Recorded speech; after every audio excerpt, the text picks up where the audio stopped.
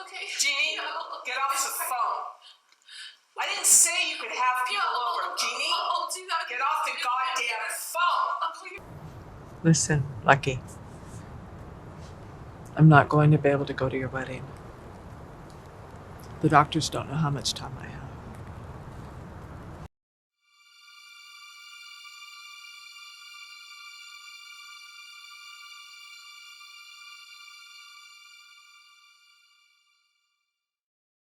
My name is Kim Page. I'm 58 years old, and I'm a student at Saddleback College. I was in the corporate world for 30 years in the tech industry. I had a great career. I climbed up the ladder. I was very ambitious. I worked for a Fortune 250 company for 14 years. And for the last 6 years of that company, I was an executive. And in 2009, I lost everything. I was laid off with a lot of other people in the company. So that was difficult. It was very difficult. I was a certified leadership coach, so I did some consulting after that. After a few years, you have to do some soul searching. And I wanted to go to India to learn to teach yoga. And I wanted to learn it from the gurus in India.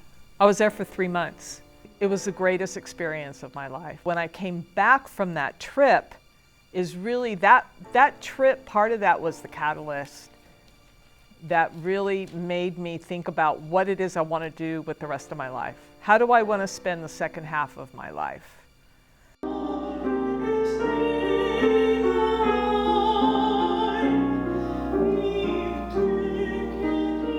I never was confident in my voice. I never liked the sound of my voice. So I never really worked, and I didn't have teachers that really worked to help me develop it at all. And so I pretty much got booed off the stage one time. And I swore I would never sing again. It was heart-wrenching. I mean, I look back on it now and I've overcome some of it, but those kinds of things stick with you. I went through the fear, I go through the fear still, and I thought, you know what, I'm gonna do this. I would love to do musical theater. I would love to do, and I wanna discover if that's even possible for me. So that was the first class coming back to Saddleback that I took. You know, part of me didn't know what to expect, but I anticipated that I would be the oldest person in the class. And as I walked on campus, as I saw the young kids sitting in the quad, you know, chit-chatting together, and I noticed there was a clique walking into the classroom. And then to my surprise, I looked over and I saw Karen.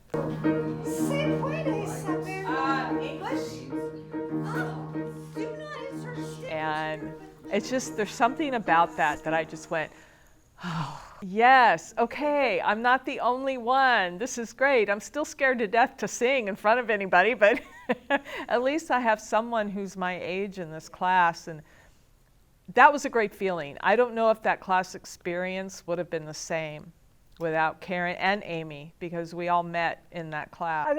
I've been taking classes from Saddleback for a long time. I took the pills an hour ago. I should be gone by midnight. Yeah, I started over at in the CTVR department. Then I went into film acting, and I had a great time.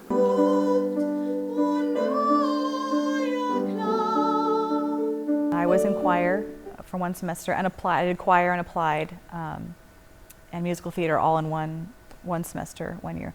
That was a lot to chew on, because it was like, here, learn all these songs, here, learn all these songs, here, learn all these songs. And so my brain was to capacity that semester. We actually have quite a few students that are coming back for a variety of reasons. So, I mean, it's really cool because they have a whole set of life experiences that they're also bringing to the classroom. In my first level class, I have a couple of older students. And you know, it's interesting. I like having the older students because they bring a perspective that the younger students don't have. They bring a world experience that the younger students don't have. They bring a life experience that the younger students don't have. And they have knowledge of themselves that the younger students, you know, they're so young, a lot of them, they're just sort of figuring out who they are. So older people coming back to school is really about a new paradigm. It's really about a new way we think about our careers. We think about doing something for some section of our lives and then coming back to do something different. So increasingly, even in the credit side of our programs, we have for the last 5 or 6 years seen an uptick in the number of people taking credit-bearing classes. Now over 3,000 students who are 45 plus take credit-bearing classes. So first of all, when I lost everything, I lost a huge paycheck to go with that. It made it difficult to really explore a lot of different things. And that's when I decided it doesn't matter what I do. I'll go back and teach fitness. I actually have a pet care business. And I work really hard. I probably work harder now than I ever did. Plus I'm back in school. Those logistical challenges, those are challenges enough to anybody, but especially for someone my age. Because we just don't have the physical stamina that we used to have. But my desire to come to school and to learn is strong. And that really helps you push through. And to have a great environment to come to and to learn makes all the difference in the world. But there are just the physical. So as we get older, hearing is harder. It's hard to hear maybe instructions in the classroom. I notice sometimes I'll be in a classroom and I'll just tune out a little bit because I can't hear what's going on. And then just the self-imposing age, I don't know, insecurity. Walking into a classroom with all these young kids and wondering if they're thinking, why is she here? What?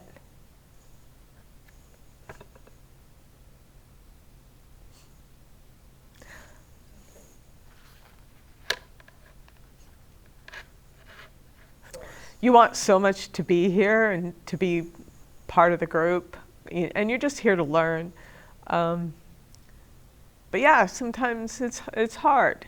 And you wonder, do I belong here? So being 63 years old, there are physical limitations nowadays. I'm not as fast as I used to be. My brain does not function as quickly as it once did.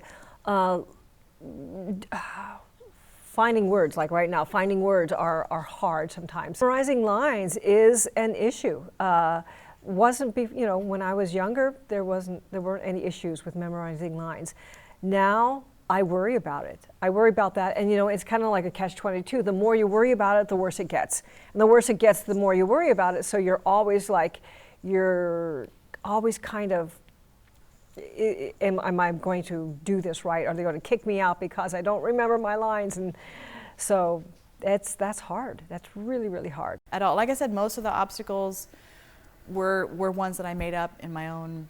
What were those? Just, is it too late for me? Should I even be bothering doing this at this time of my life? Am I actually good enough? Am I good enough to even bother pursuing this at this juncture in my life? Am I ridiculous? Are people gonna be like, wow, she's too old for this? It's ridiculous. So, yeah, those were very real. I find that having someone with a little maturity in the class is actually a really anchoring experience for the group. It tends to give the group a focus that they might not otherwise have. And the funny thing about that, I have to share with you, is that they would often feel not ready. They would feel like they were disadvantaged relative to younger students when they looked around the room and said, how am I going to learn all this stuff that younger people learn? And it turns out they were always the best students. Since doing musical theater was a goal of mine, I decided it was time to go for it. And I auditioned for Into the Woods. I really wasn't expecting to get a role. I really felt that auditioning in itself would be good practice. So of course I was really excited when I found out that I got Cinderella's mother and the granny. Excited and yes, very nervous. But then I found out that both Karen and Amy were also cast in the show. And I knew at that point that this was going to be something really, really special. And of course it was. I had much more confidence in my abilities and my skills than before. And then coming back and auditioning for Into the Woods and getting that was wonderful. And getting Jack's mom was even better because that's really what I wanted. I wanted Jack's mom because I thought it was a really, really good fit for me.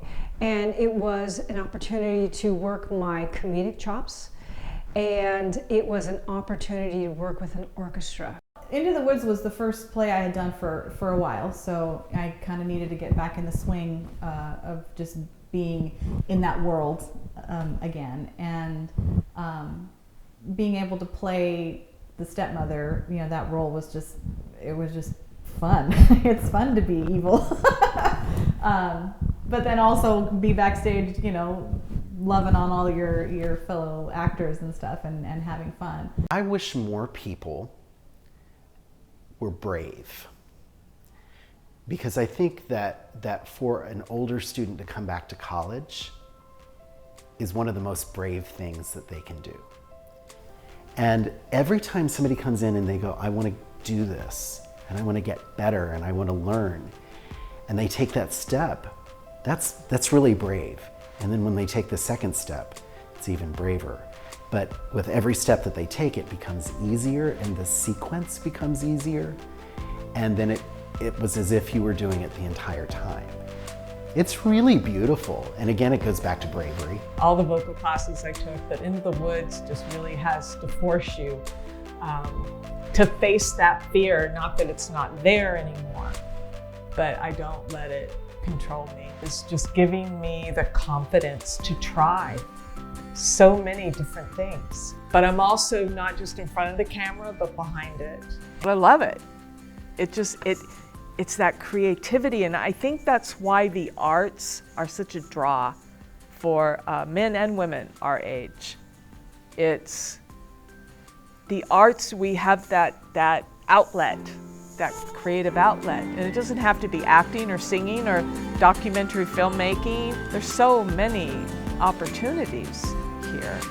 And I'm just grateful that I took that step.